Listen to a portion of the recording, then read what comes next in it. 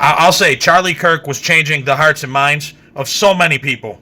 He was a very effective communicator, and he did have a positive message, regardless of what MSNBC and all these big news outlets say about the guy. So a lot of these, people on the left, they would rather silence Charlie Kirk so you don't hear his message from his mouth. They would rather tell you what his message was or is, their interpretation of it, or at least what they want you to believe his message was. He was changing too many minds. So the problem here is, this cult of death on the left. They're out here fighting ghosts. They're fighting things that don't exist.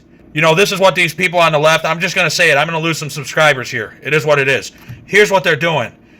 They're so full of hatred and anger towards the other side that they're projecting, and this is everybody celebrating the death of Charlie Kirk. This is what they've done. They're projecting their hatred, the things they feel, onto their, opponents, the opposing side.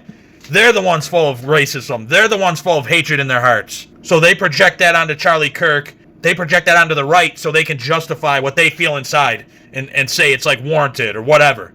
But again, what they're really fighting is their own reflection. They're looking in the mirror and they're fighting a ghost.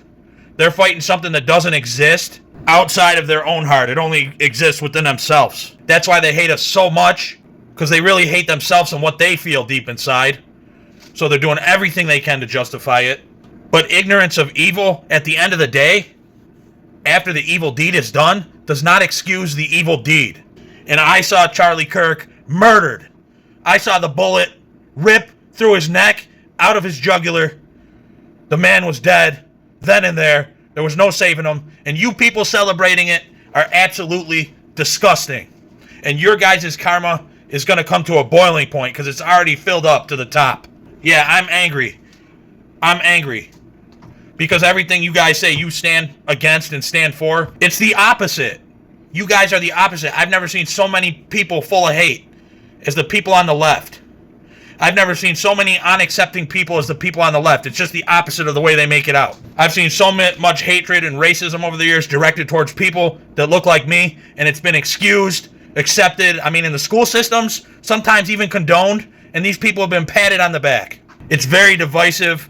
This whole thing, it's done by design. This has been done with purpose to divide people. But again, people have had enough.